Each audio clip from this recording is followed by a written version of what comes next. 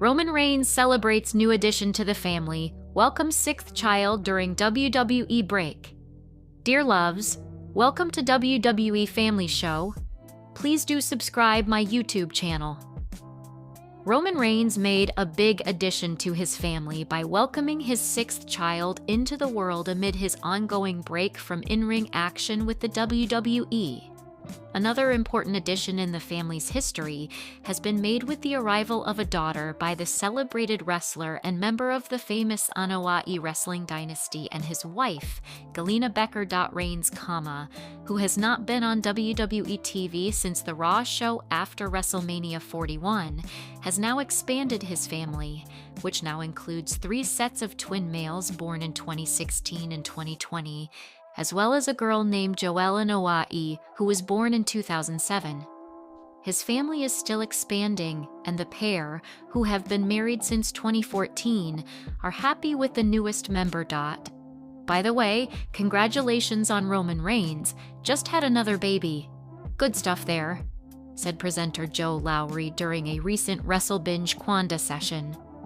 Fans are excited about this announcement and want to see how Reigns manages to reconcile his return to WWE with his family life.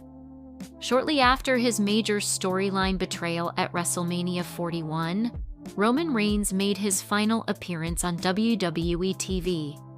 Many fans have speculated about his possible storylines, especially those involving rivalries with Solo Sikoa and Seth Rollins, as they eagerly await his comeback. According to reports, fresh marketing and merchandise are being produced in preparation of his potential return in time for SummerSlam.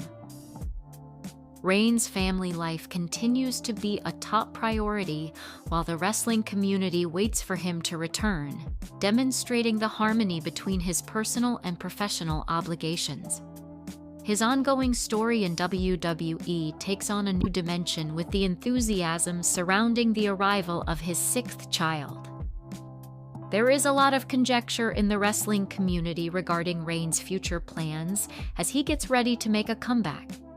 Fans are excited to see how his persona will change in future storylines because his absence has created a noticeable void in the WWE scene.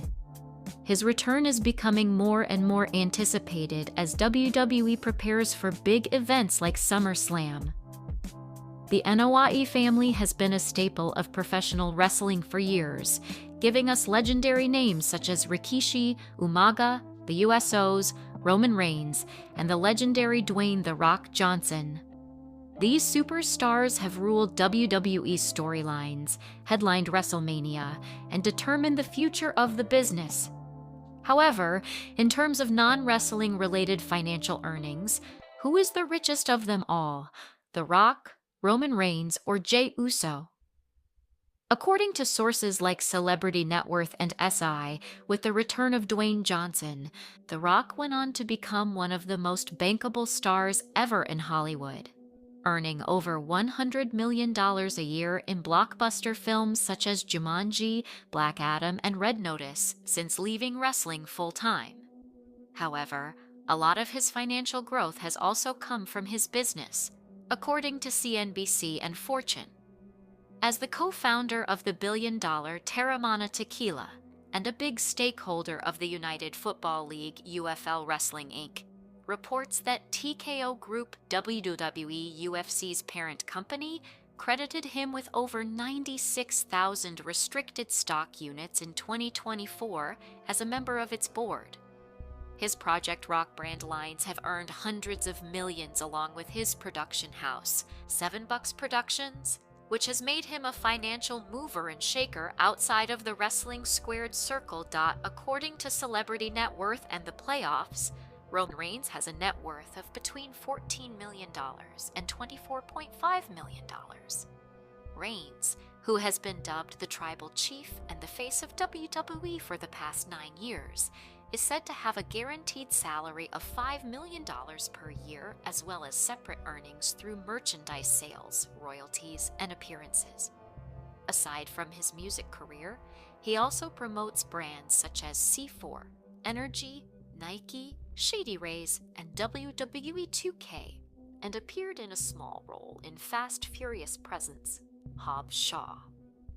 On the other hand, Jey Uso, who became favored after his breakout from the Bloodline storyline, has a much smaller net worth. According to Celebrity Net Worth, his net worth is expected to be around $3 million in 2025. We can't ignore that the salaries for his WWE rumored to be based $300, 000 plus, but aided by bonuses that can reach six-figure neighborhoods of seven figures and endorsements with companies like Papa John's, Slim Jim Industry, and Cash App are all checks he's cashing without even considering his drawing power. Suffice it to say, and as several reputable financial and sports outlets have reported on the record, Dwayne "The Rock" Johnson is miles ahead of any other wrestler in the Anoa'i family. Roman Reigns and wrestling-wise, Jey Uso are making terrific money, but The Rock has graduated to a whole other wealth sky of his own via mass media entertainment, sports, business, and big brand endorsement deals. The net worth of The Rock is enough to not only give him the #1 spot in the Anoa'i family tree, but also put him among the richest entertainers in the world with an empire comprising tequila, movies, apparel, and ownership in billion-dollar companies. In the aftermath of WrestleMania 41, Roman Reigns is left, for the first time in years, all by himself. Paul Heyman turned his back on him and aligned with Reigns' longtime rival, Seth Rollins. Since the Raw after WrestleMania, he has not been seen. This has been a common thing in the last few years for Reigns to not be competing that often, or even be seen on WWE television. Reigns has admitted that his career will be coming to an end sooner rather than later. In his recent interview with Vanity Fair, he directly addressed what his future in the industry was going to be. The Tribal Chief Roman Reigns was the undisputed WWE Universal Champion for over 1,200 days. In the early days of Reigns' championship reign, he was a fighting champion and defended the title at every premier live event and select live events. In the aftermath of WrestleMania 41, Roman Reigns is left, for the first time in years, all by himself. Paul Heyman turned his back on him and aligned with Reigns' longtime rival, Seth Rollins. Since the Raw after WrestleMania, he has not been seen. This has been a common thing in the last few years for Reigns to not be competing that often, or even be seen on WWE television. Reigns has admitted that his career will be coming to an end sooner rather than later.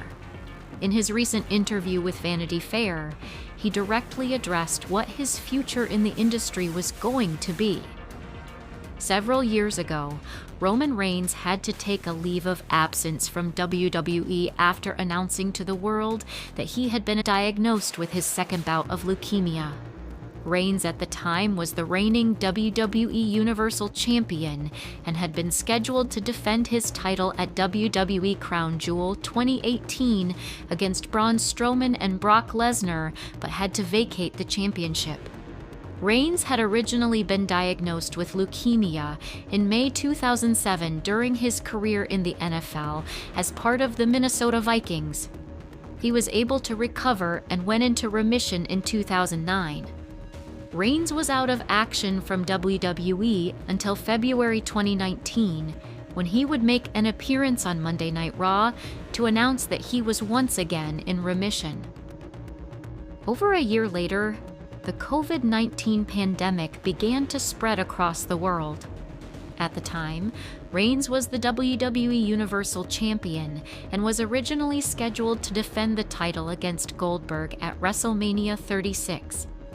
Reigns removed himself from the event and decided to go on hiatus due to being immunocompromised from his leukemia.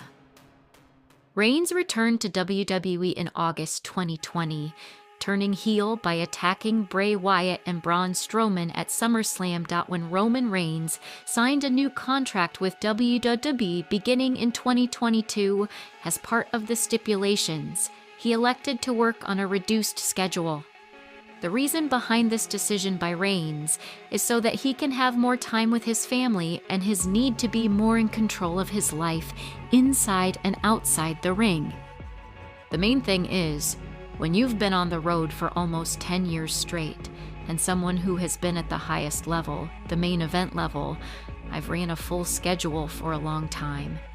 Even before we went to Fox, it changed to where it was SmackDown on Friday, 2 live events on Saturday and Sunday, and the occasional Monday Night Raw.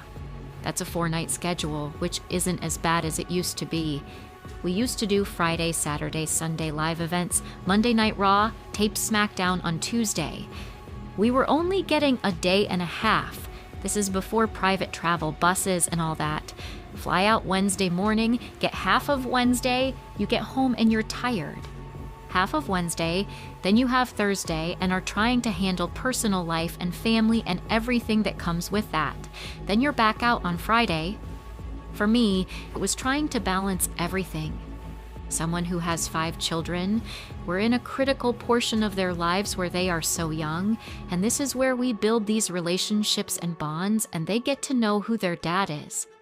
For me, it was extremely important that I can build my fatherhood as the priority and the #1 hat that I wear.